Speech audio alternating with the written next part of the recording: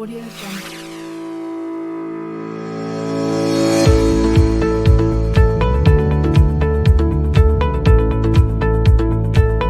Audio Jungle.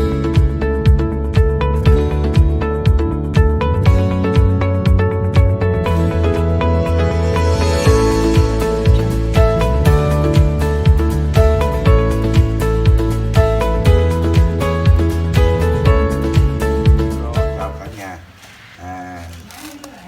Món cánh gà chiên nước mắm nha. Món cánh gà chiên nước mắm. Xôi gà, cánh gà chiên nước mắm nha. Ăn với xôi. Xôi nếp. Xôi nếp, cánh gà chiên nước mắm. Xôi nếp đậu phộng. Dễ cân nha.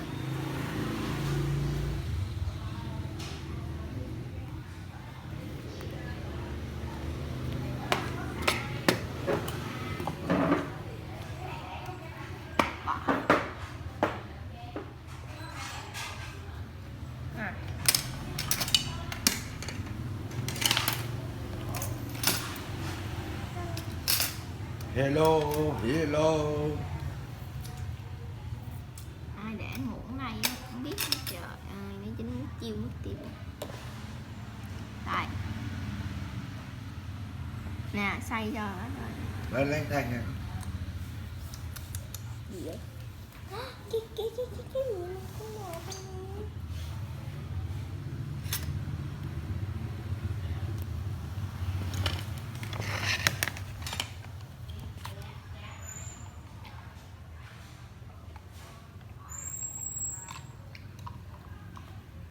Ăn đi con.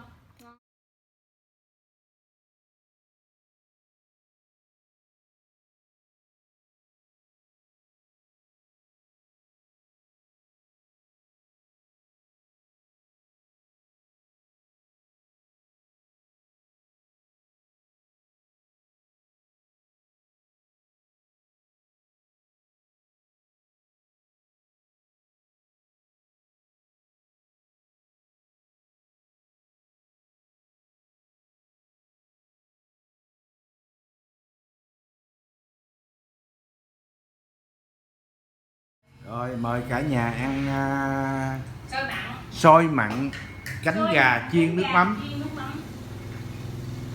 Ê, cái sốt này giống như cái sốt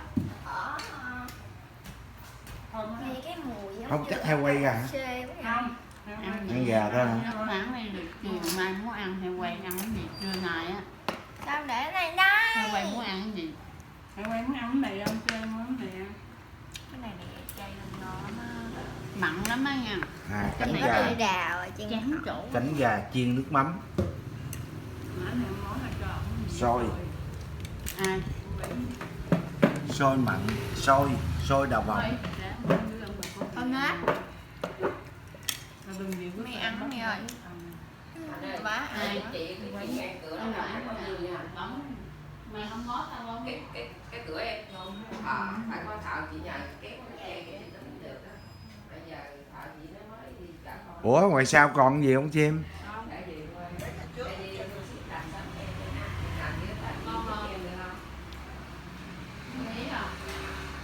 Ngon không? Ở về chị sắp xếp của nó. Bánh lung lan. Để đưa con nó về rồi nó lên. Chắc em chị bữa nay chủ nhật, chị nghĩ chắc thứ ba thứ tư gì đó. Rồi chị gọi cho em được không? Mà chị nhìn thấy cái cây thì biết cái số đo chị cửa đi nó hỏi cái em chị nghe bị cao là chị nhân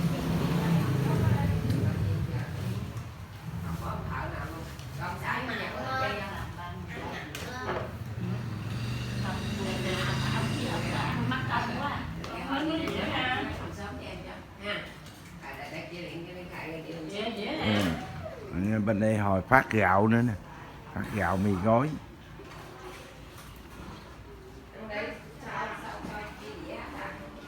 Ăn vô bói. Rồi.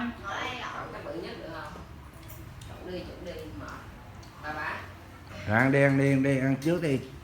Chắc ăn trước. Cái dĩa ra tỉ á. Cái tủ lạnh á, cái gì kìa, mở cửa kìa. Xôi cánh gà chiên nước mắm. Các chị có biết đi chợ bán không? Hàng nó chạy á. Rồi cảm ơn các bạn đã ủng hộ xem kênh. Cảm ơn rất là nhiều. Bye bye. Bye bye. Nó muốn ngồi ghế đó đó, tại nó Đây nè. Ờ, Ngon quá. Nên lấy